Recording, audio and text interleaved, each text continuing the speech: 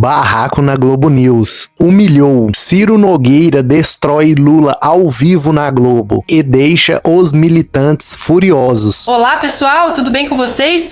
Hoje a Globo News levou o senador Ciro Nogueira ao programa da Andréia Sadi e o senador não poupou ninguém.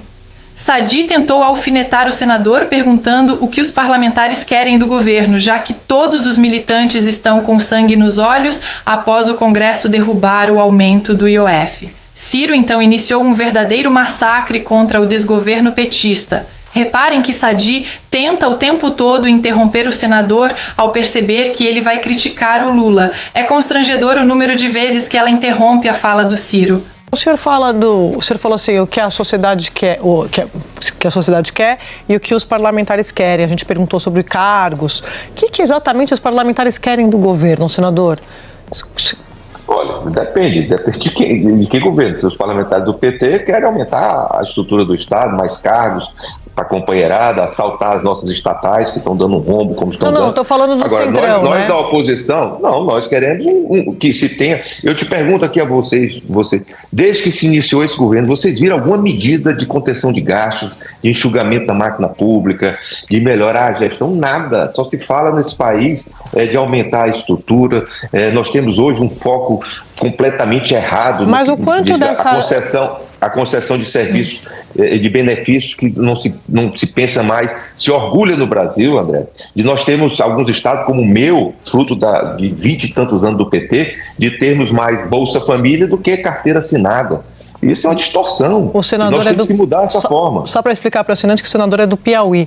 Senador, o senhor, eu estou perguntando isso porque a impressão que eu fico é, por exemplo, conversando com muitos parlamentares, é de que há um grande incômodo com essa investigação que está rolando lá no Supremo das emendas. O quanto isso influencia nessa... Eu acho que isso é uma narrativa, né? Me perdoe dizer. Eu quero que, se alguém cometer erros com questão de emenda, que pague. Eu luto dia a dia por transparência. A coisa que eu mais quero é levar mais recursos para o meu estado. Eu gosto quando seja anunciado, meu nome esteja com essas obras que são executadas. Essa questão de falta de transparência, isso me causa espécie. Nós temos que dar total transparência a essa questão. Agora se fala em questão nesse país só se fala em orçamento secreto. Cadê esses 100 anos que o Lula dá de sigilo dessas loucuras que são feitas no Palácio Planalto? Então, só essas situações eu acho que deveria ser proibido, e acho que a imprensa como um todo, a sociedade como um todo, proibir qualquer tipo de sigilo com recurso público no nosso país. Isso deveria ser um objeto de aprovação no Congresso Nacional. E eu tenho certeza que se o presidente Lula tivesse coragem de fazer isso, o Congresso apoiaria. Agora vocês precisam se preparar para ver uma das maiores surras do ano na televisão brasileira. Colocaram o militante Valdo Cruz, aquele que queria proibir os memes, para fazer uma pergunta ao senador e ele já chega gaguejando, tentando empurrar para o Congresso uma função que é do Executivo. Antes mesmo de terminar a pergunta, Ciro já está rindo indignado. A cada pergunta que ele fazia, recebia uma resposta fulminante. O senhor dos memes saiu cambaleando, o programa continuou e ele nem participou mais. Pergunto para o senhor, então acho que o Centrão, os partidos de centro, né? Partido de centro, oposição, estão com essa posição, qual eu acho correto, tá? Na hora de olhar cortes. Agora, o senhor não acha que vocês, né? Partidos de centro, partidos de direita, deveriam, então, já que o governo não apresenta uma proposta de corte, vocês não deveriam chegar e falar assim, então, nós vamos fazer o trabalho que o governo quer. Por uma responsabilidade com o país. Eu sei que essa é uma função do governo, eu entendo que essa é uma função do governo, mas vocês não vão fazer tomar a parte dos senhores? Me perdoe. Isso não é função do parlamento, isso é a função. Se nós tivéssemos sido eleitos, se eu ainda continuasse na Casa Civil, pode ter certeza que eu teria coragem de apresentar qualquer tipo de corte, por mais impopular que seja. Isso é função do governo. Agora o governo quer que o Congresso corte para ele gastar. Isso não tem sentido. Isso aí, em nenhum país do mundo, isso pode ser operacionalizado. O que tem que haver é se ter responsabilidade, o presidente assumir a sua função de governar, botar na cabeça que ele foi eleito presidente para assumir os problemas e as soluções do país. E apresentar e sentar conosco para a gente discutir quanto de gasto. Senador, por exemplo, vocês não poderiam sugerir um corte de 10% nas emendas parlamentares? Podemos. Podemos. Eu acho que nós temos que fazer um corte linear de todas as despesas no país. É de emendas parlamentares, é despesa do legislativo, é despesa do judiciário, que são absurdas, é despesa dessa quantidade de ministérios absurdos para acompanhar e, principalmente, proteger as nossas estatais que estão dando o maior rombo da nossa história. Senador, a questão dos supersalários, o senhor, sei que o senhor é contra a questão dos supersalários. Eu cobro todo dia. O senhor cobra, mas colegas do senhor, de partidos de centro, de partidos da direita, não aprovam essa medida. O senhor sabe disso, não aprovam essa medida. Se for colocado, nós cobramos. Mas já foi colocado. Já foi colocado, senador. Cobramos lá na CCJ todo dia que o relator entregue esse relatório, que a gente vote uma vez por outro. Agora, esse país hoje, infelizmente, é sequestrado pelas corporações que tem esse lobby absurdo no Congresso. Nós teremos que votar essa questão de ser a prioridade número 1 no Congresso, essa questão de supersalário no país. Então, eu acho que as pessoas nós temos que exigir, isso devia ser uma campanha número 1 também da própria mídia de cobrar que isso seja votado. Mas hoje, no momento em que o Congresso tem tanto poder, e tem poder realmente, né, por conta das emendas, tem muito poder, não está na hora do Congresso também assumir um pouco de responsabilidade no trato das questões fiscais? O senhor não acha isso? Não eu só acho que já passou da hora, mas nós temos que sentar isso como um todo, não pode ser uma decisão do Congresso. Quem foi eleito foi o Lula, não foi o Bolsonaro. Eu certeza que se fosse o Bolsonaro, nós estaríamos tomando essas atitudes. Nessa última parte da participação do Ciro, o militante desesperado pergunta se o governo virou um pato manco e se o Ciro acha que ainda é possível aprovar alguma coisa antes das eleições. Ciro foi enfático ao dizer que a culpa é do presidente descondenado, que essa conversa de rico contra pobre não cola mais e que a população não tolera mais aumento de impostos. Mais uma vez, os militantes ficam tentando interromper o senador.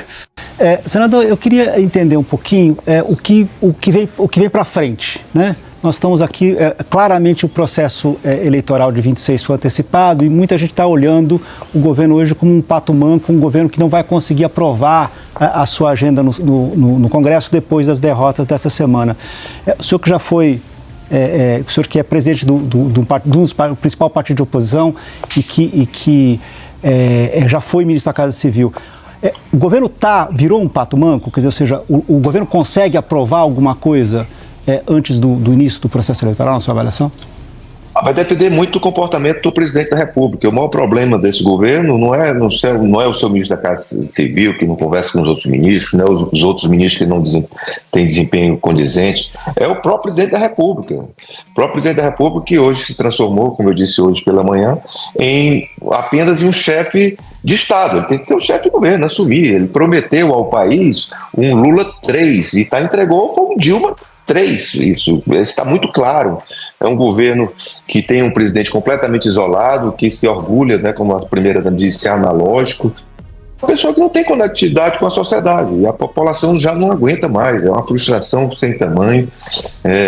E agora, vindo com essa história de nós contra eles novamente, que não deu errado em 89, porque a população sabe, o maior inimigo da população não é o rico, não é a direita, não é a esquerda. O maior inimigo da população é a inflação, é o custo de vida, é a violência. E isso que o presidente tem que se cair na real, que parece que ele está fora do tempo, né? Nós estamos num momento digital e temos um presidente analógico. Agora, isso significa que, ou seja, uma mudança ministerial, uma mudança de governo, não resolve na sua avaliação, ou seja, isso já Não, de forma nenhuma. Passou o tempo de se resolver politicamente as coisas no país, graças a Deus, entregando cargos para os partidos. Você viu quantos partidos? O meu partido, que tem ministro, todos os deputados votaram contra, no União Brasil, no MDB, todos esses partidos. Se não houver sintonia com o que a população quer, nós não vamos ter apoio para qualquer mensagem do governo. E olha, nós não estamos querendo o caos para o país. Eu já disse para o ministro Haddad, para as pessoas do próprio governo, eu estou, ao contrário do que o PT fazia no passado, quando eu era ministro da Casa Civil, não aceitava nós sentarmos para debater o país, nós estamos abertos a isso, mas não temos mais como aumentar a carga tributária do nosso país. sem ter corte de gastos. Eu pergunto a vocês, quando eu estou com problema com o meu cartão de crédito, com as minhas contas da minha casa, eu tenho que cortar. Será que num orçamento de R$1 trilhão reais não tem nada para cortar? Nessa última parte, Ciro já tinha ido embora e os militantes estavam desconsolados. Merval Pereira fica indignado com a situação atual, em que o pinguço já é tratado como carta fora do baralho, e solta todo o seu recalque atacando Bolsonaro, falando em golpe e chegando a dizer que a culpa é da Janja, que não deixa o Lula conversar com outros políticos. Andréia Sadi, então, chega a dizer que Lula é um craque da política em uma cena constrangedora. Alguém da produção deveria levar lenços aos militantes. Mas é isso, o ambiente, e é muito cedo, né? Muito cedo, porque o governo não terminou o 3º ano e já é tratado como um pato manco. É um governo que tem possibilidade de tentar a reeleição e é tratado como se fosse uma peça fora do tabuleiro. Então, realmente precisa, não sei o que o governo vai fazer, mas precisa fazer alguma coisa. O Bolsonaro entregou tudo para o Congresso e foi tratado o golpe dele, né? O Lula, não sei o que pode fazer. E quando você fala da Dilma, Lula não é Dilma do ponto de vista da articulação política. Então havia uma expectativa do Congresso, do Lula 3, de que o Lula, até porque durante ali as articulações do impeachment, Lula tentou, num determinado momento, segurar uma ponte com o Eduardo Cunha. Foi para um hotel lá em Brasília e ficou recebendo gente e pedidos. Tentou salvar até no Conselho de Ética, antes até e não conseguiu. Mas o Lula em campo é um ator político que o Congresso sempre teve como um craque. Então, assim, há uma certa observação do que está acontecendo. Volto para aquele meme da Turma da Mônica. O que está acontecendo, eu não sei. Mas eu acho que eles estão identificando o Lula como uma figura do passado. Um líder popular que não é mais capaz de manipular as massas. Eles estão identificando o Lula como uma coisa e a atuação da Janja também tem muito a ver com isso, porque a Janja barra os políticos, né? Querendo que o Lula tenha uma vida mais tranquila e tal. E aí ele perde o trunfo dele, que é conversar, chamar para jantar no palácio, ou ficar conversando até tarde, jogando conversa fora, perdendo tempo, teoricamente, mas na prática está montando a sua base. E hoje ele não faz mais isso. Gostou do vídeo? Deixe sua opinião aqui nos comentários. Te peço que se inscreva no canal, deixe seu like, ative o sino de notificações para não perder nada. Fiquem todos com Deus e um abraço.